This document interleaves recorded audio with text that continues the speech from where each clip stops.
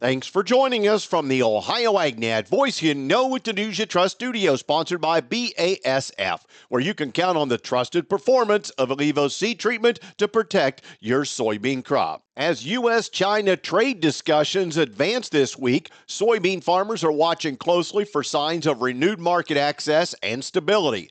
ASA welcomes reports of progress and continues to urge both nations to prioritize agricultural trade in their negotiations. ASA is encouraged by Secretary Bessette's comments that trade talks with China are productive and include U.S. soybeans. Signals of purchase commitments are a positive step, and we look forward to learning more of the details later this week, said ASA President Caleb Ragland, a soybean farmer from Magnolia, Kentucky.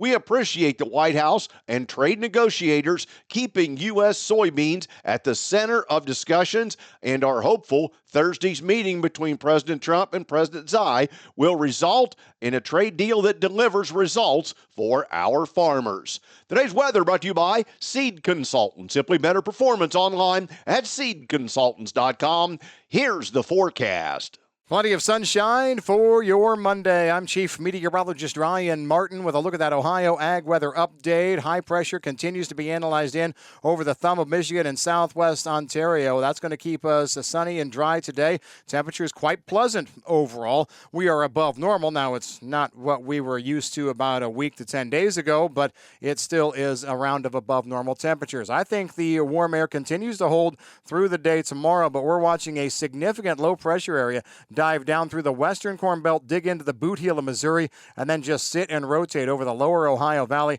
and down into the Tennessee Valley. I think we have to allow for some, definitely cloud cover from I-70 southward, but scattered showers south and south central parts of Ohio, southwest Ohio, right on through the Wednesday time frame, and they can dig all the way north to near the I-70 corridor by early Thursday before kicking out to the east. Moisture not impressive, but I think we can see a tenth to maybe half an inch out of this in the southern areas and near the I-70 corridor over that Wednesday, early Thursday time frame. I'm meteorologist Ryan Martin. And thanks, Ryan. Joining me is Gary Puckett, Director of Communications and Industry Engagement for Ohio Corn and Wheat. Ohio Corn and Wheat have partnerships out there like Farm Credit Mid-America. What does that do for you and ultimately then for your farmer members? Listen, we need strong partners like Farm Credit Mid-America to help us do what we do on behalf of farmers, which is advocate for them in Columbus and in Washington, D.C. on many of the issues that Rudy just spoke to you about, whether it would be elements of the Farm Bill or tax provisions or things that they need to keep their operations strong. And it's because of strong partners and great partners like Farm Credit Mid-America and our other corporate sponsors that we're able to do that.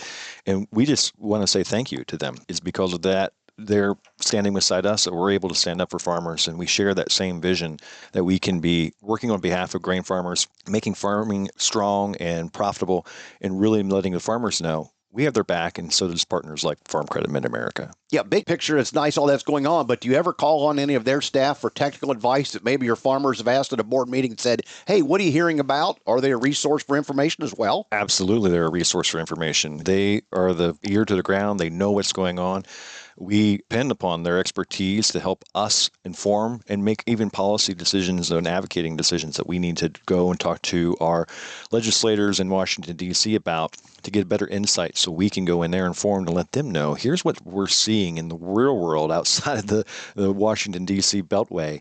And it's because of them that we can pick up the phone and call them, and they've always been able to help guide us and direct us to make the best decision on behalf of our members. Gary, where can we get more information? OhioCornandWheat.org. Thank you, Gary Puckett. DTN's Shaylee Stewart says USDA didn't release its October 1 cattle on feed as originally scheduled on Friday due to the ongoing government shutdown. That doesn't have much effect on the market, but it will mean that the industry will be watching closely for next month's report on November 21st. Stewart said the estimated report figures from private analytical firms showed the same story the market has seen in the past months. On-feed totals remain about steady with a year ago as cattle are spending more time on feed and placements are lower as there is historic low in U.S. beef cow herd, and the border remains closed between the U.S. and Mexico amid ongoing concerns about New World screwworm. Marketings were also estimated to be slightly weaker as packers want to slow up the fed cash cattle market. It's unlikely that the report's absence will have a negative impact on today's markets, but it will mean that whenever the next report is shared, the industry will be paying closer attention. And more on cattle news now. The cattle market prices again took a turn down on Friday following reports that Mexico's agricultural minister will visit with U.S. Agricultural Secretary Brooke Rollins about reopening the border for live cattle imports. Reuters reported that Mexican President Claudia Sheinbaum said Agricultural Minister Julio Bergua would meet with Rollins this week about allowing imports of Mexican feeder cattle, which have been kept out of the U.S. market since July. Now, the U.S. imported 1.2 million head from Mexico annually in both 2023 and 24, but that number has fallen to 230,000 head in 2025. Live cattle imports were shut down in May, but reopened briefly in July until New World screwworm was detected on July 9th in Veracruz, Mexico, about 370 miles from the U.S. Since then, New World screwworm has continued to move through the country, with the latest case in mid-September less than 70 miles from the Texas border. Mexico has said these cases in the uppermost region of Mexico have been contained and resolved as they were cattle that had been transported from a region farther south. Following the September 21 announcement, Rollins said in a USDA news release, protecting the United States from New World screwworm is non-negotiable and a top priority of the Trump administration. This is a national security priority. Well, USDA continues to release 100 million sterile flies per week in Mexico, which are sourced from the facility in Panama. Both the U.S. and Mexico are planning production facilities. Texas Ag Commissioner Sid Miller also last week proposed allowing targeted imports of Mexican cattle to stabilize supplies. Miller had issued a series of recommendations after USDA released its plan for cattle markets on Wednesday. Miller's proposal stated, the quickest way to reduce beef prices and do it within 24 hours is to import feeder cattle instead of boxed beef. Normally, about 15% of our feeder cattle come from Mexico, but shipments have been backed up for almost a year, creating shortages. As we enter the Mexican feeder cattle season, November to February, we can safely reopen ports of entry in a controlled, incremental way without risking the spread of pests like screwworm fly. A measured, well-thought-out approach to live cattle imports will stabilize supplies while protecting U.S. biosecurity. Again, comments from Texas Agricultural Commissioner Sid Miller. Stay tuned. Back with more after this. Attention construction pros. Purple Wave Auction brings quality equipment to your fingertips. Join our bi-weekly online auctions featuring dozers, excavators, loaders, and more. We provide detailed listings, photos, and seller contact info. Inspect online or in person. With our no reserve policy, every item sells to the highest bidder. Visit purplewave.com today and see why informed builders choose Purple Wave. Transparent processes, real deals. Your next great purchase awaits. purplewave.com. Think biodiesel is just another fuel? Think again. Biodiesel is Ohio innovation on the move. Clean, green, and built to keep diesel engines running strong. It's an engine booster, a soybean supporter, and an environmental champion all in one. Every gallon reduces emissions, strengthens Ohio farms, and powers your ride. Drive with purpose. Choose biodiesel. Learn how at soyohio.org. In an article that you'll find on our website by Tracy Turner, Ohio State College of Food, Agriculture, and Environmental Sciences, saying, A high-stakes Supreme Court case about presidential tariff authority could be dramatically influencing U.S. trade policy with immediate repercussions for Ohio farmers, especially soybean producers already facing tight margins during harvest. In a recent legal and economic analysis titled, "Is There a Legal Basis for Liberation Day Tariffs?" Ian Sheldon, professor and holder of the Anderson's Endowed Chair in Agriculture Marketing, Trade, and Policy at The Ohio State University College of Food, Agriculture, and Environmental Sciences, examines the constitutional challenges surrounding the tariffs and their broader implications for trade and domestic agriculture. The Court of International Trade ruled that imposition of tariffs exceeded the authority delegated to the president by the International Emergency Economic Powers Act, Sheldon said. That decision was affirmed on August 29th by the U.S. Court of Appeals for the Federal Circuit.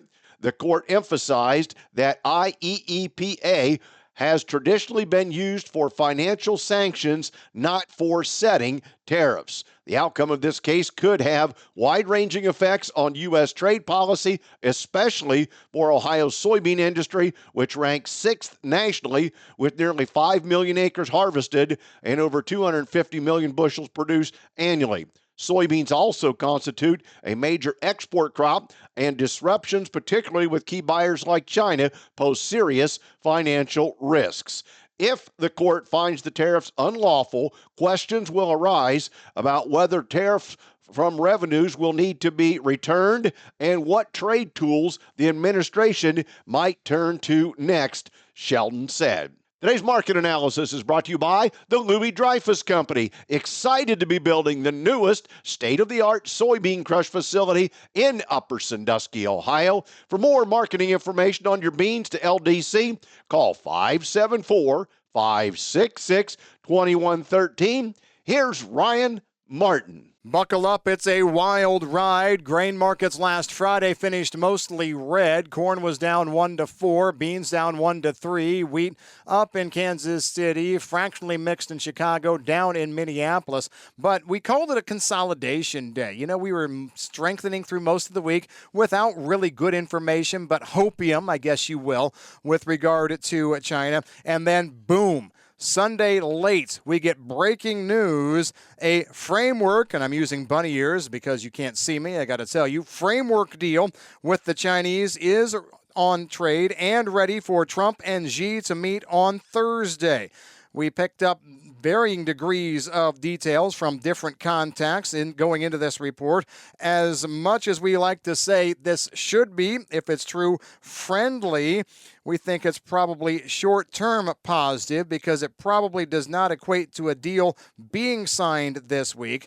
And it will not fix the hole in export demand that we already see based on China not buying anything up to this point. But we will see what's going on. This is probably going to continue the hold on increasing tariffs that was going to happen on November 10th. So that's going to be something to pay attention to. Here's what we gleaned from several. The expectations were from anywhere from a 10 to 20 cent move higher on beans to maybe 30 to 50 cent higher. The talk of reports over a framework deal with China that would not raise tariffs and would include the Chinese committing to buy a, quote, substantial amount of U.S. soybeans. However, it's a framework deal. It's not completed. That goes back to what we kind of said earlier. Nothing's going to be signed this Thursday. And the talk about agreeing to buy a substantial amount of U.S. soybeans, what does it mean? Because, again, the South American harvest is going to be underway here in 6 weeks. There are plenty of South American beans already on the books. We don't really see enough of the beans being for this year's crop. Maybe next year, but the prices are going to be problematic given South America's harvest here. So lots of things on the bean side. We are also waiting to see whether this actually makes it to fruition. All right. It's still a wild card. Trump is meeting with Xi this week, but also leaders of South Korea and Japan. Still plenty of time to throw a big old monkey wrench and stuff, right? I'm Ryan Martin. And thanks, Ryan. Today's market's brought to you by Seed Consultants. Simply better performance online at seedconsultants.com. Overnight at the open. December corn up 5 1/4 at 428 1/2. November beans up 13 1/2 at 10.55 1/4 cent. July wheat up 7 at 5.57. In livestock on Friday, October cattle down $5.97 at 233.75. December lean hogs, the only plus in livestock, up 12 cents at 81.90. February was down a nickel at 84.30. November feeder cattle down $9.25 at $352.20. Thanks for joining us. This is the Ohio AgNet.